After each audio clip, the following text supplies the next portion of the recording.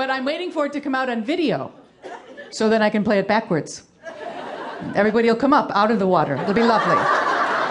Like, oh, honey, they're all drying off. So I've been living in New York, which is a fine thing, except you never know. Well, my big concern about living in New York was that the Ed McMahon Publishers Clearinghouse people would not be able to find our house. And I didn't know if they went to apartments. This was an interesting thing I found out in couples therapy. I'm now going to couples therapy with my partner, of course, because it would be silly otherwise. It would just be... And it's interesting, I'm now doing everything I've ever made fun of in my routines. Except for guys, of course. But,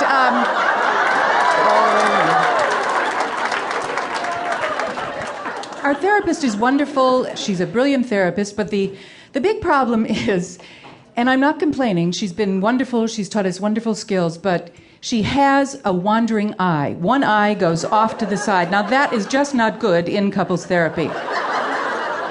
We never know who she's talking to. Our biggest fights are after therapy when we're like, oh, well, when she said that nice thing, she was looking right at me. I have actually found myself in therapy leaning way to the left, trying to get in her sightline.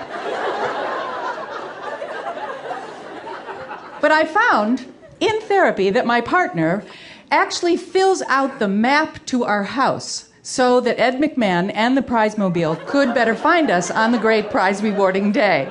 I was shocked because she believes that statistically, at some point, Ed McMahon has to go to a gay household.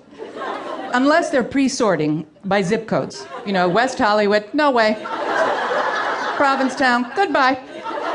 I would love to see them open the door sometime on some big square bottom dike, wouldn't you? Like, ew, what do you need? Brenda, get down here, we won something.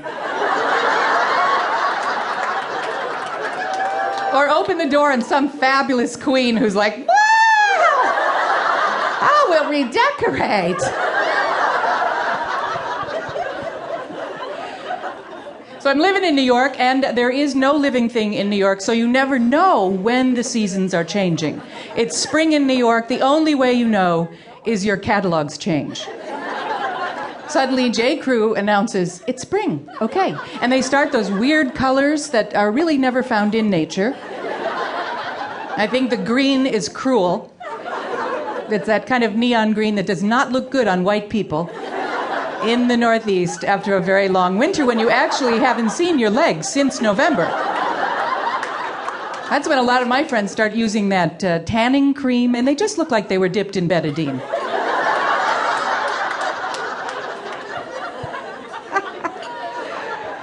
But I love a good catalog. You know, catalogs remind me of pattern books. Do you remember pattern books? When I was little, my mother would make clothes for me, and we would go and look through these huge pattern books. Does the word Butterick bring back anything? Betsy McCall. Oh, my first crush. When my first lover did not have tabs on her clothing, I was shocked. But I figured it out. But there we were looking through these huge pattern books. And there would be a little breeze. You'd turn the page, a little breeze would go, and luffed my bangs as the page was turned. Now, my mother was looking at the outfits that the little girls were wearing. I was looking at the little girls. And then when my mother would ask the magic question, do you like this one?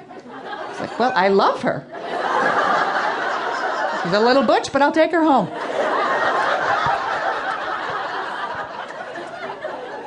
Your catalogs change, and the Gap stores change. I believe that there are too many Gap stores. I don't know at what point in this country it became a constitutional imperative that everyone live 2 blocks away from a Gap store. But in New York, they're on every corner. I was walking down the street complaining about all the Gap stores to my friend, and she said, well, let's just go in. So we go in, much against my better judgment, and they have all that puckery fabric in the door. And we go in, and the clerk comes up to us, and he has one of those headsets on. Why? I don't know. It's almost as if a Madonna tour happened to go by. Boom, he'd be right out there. But he comes up to us, and he says to my friend, who was a bit of a prankster, and I was unaware, he says to her, may I help you? And she looked at him and she said, yes, I'd like to see a little of the cocksucker in the window. He said... To keep listening to this audiobook for free, Click the link in the description. It will take you to a free Audible trial where you can listen to this and many other books for free for 30 days.